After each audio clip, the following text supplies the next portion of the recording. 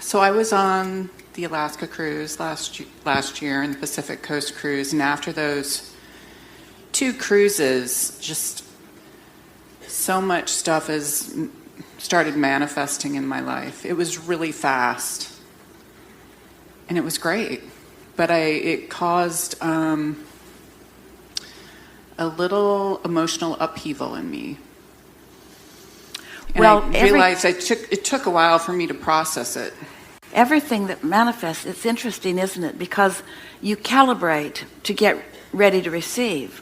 But thinking about something and living it is a little more intense. And so once the manifestation happens, there's always a recalibration to the manifestation. Yeah. So that's why it's just a never-ending thing. This business of deliberate creation is not like a college degree where you get it and hang it on the wall and you're done with it. It's a never-ending course, so to speak. Yeah. And so I've been thinking about that a lot, in how do I guess the way to make it a less rocky ride. For example, talk about one of the bumps. I decided to sell my house. It sold immediately. I had 13 offers. I had, and then I moved within like a couple weeks. And so that in and of itself is quite a disorienting experience. Yeah. And then? So I think that was the major thing that happened. And that it caused passed? a lot. It did. It did pass. And so why are we talking about it? Because I want to manifest more. So what I'd really like to manifest next is a new way of making money. Before you do, what was the biggest bump? So let's talk about some calibration that will be easy. Okay. And calibration meaning activating what you want to activate and making inactive what you want to be inactivated. So what do you think was what seemed to be the reason for the biggest part of discomfort or upheaval? The change of moving from a house where my son grew up, and I did a lot of reminiscing about all the great times that we had in the house. So did you on a regular basis spread his toys all over the living room floor and play with him? Or had you left that behind some time ago? Yeah, I had left that behind. So you're just making trouble for yourself for no good reason, yeah? Exactly, yeah. Yeah, I know. So those are the kind of things that you catch yourself doing. Yeah. Because everybody does it. You can't go to a movie that they don't deliberately try to tear your heart out. Yeah. So when you catch yourself feeling that, what might you write on your card that you're dropping into your inactive box? I wish to render inactive, or I wish to deactivate my impulse to look back. Yeah, my need to look back and reminisce. But it isn't a need. It's an impulse. Yeah. In other words, when you call it a need, it's less likely that this is going to deactivate it. But when you say my impulse to look back, and you could even go further by saying when there's so much present to be interested in, and then drop it in. And then next time you do it, and there will be a next time. Esther's discovering that sometimes 5 or 10 next times, and usually within a day or two of each other. But every time it feels lighter and softer and easier, until after a little while, you're not even thinking about that at all. Yeah. Humans are natural calibrators, but if you're calibrating deliberately to feel better rather than calibrating to join in on a conversation and so forth, because as people know that you're moving, do they ask you things like, how are you doing? Did you move into a smaller place? I did.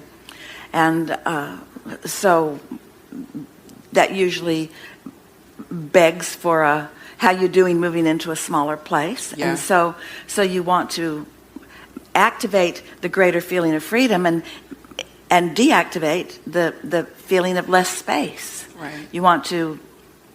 So I had to demanifest a lot. Like get rid of a lot of things, physical things. Jerry and Esther were traveling in the bus. Esther would see something, and Jerry would say, "Remember, we have a deal.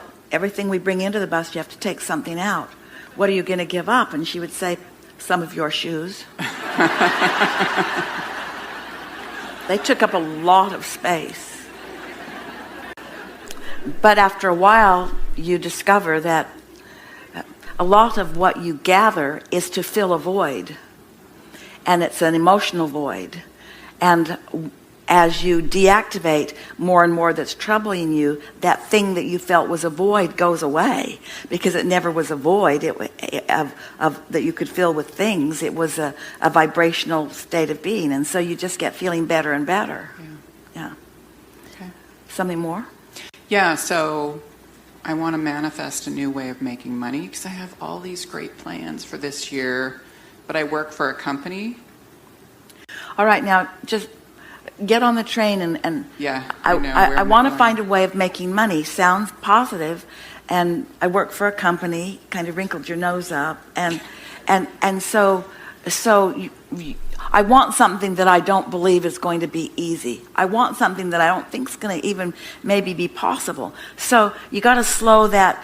If you want something and you don't doubt it, you begin moving right away. Things come to you. Right time, right place starts happening right away.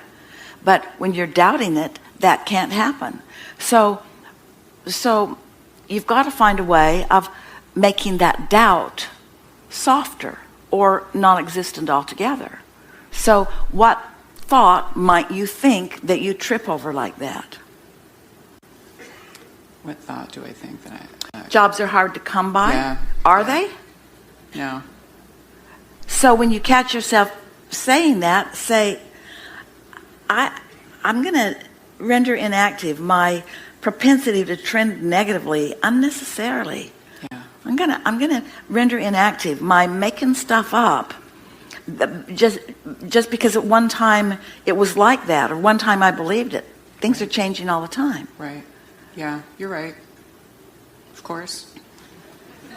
But this conversation feels so simple and so obvious, and yet it's not something that you feel an impulse to do. Why don't you feel an impulse to do it? Because the trend is going the other way. Yeah. So it's got to be all right with you. That's why we were talking with our friend before the segment of refreshment. It's got to be all right with you that you are aware of a negative trend.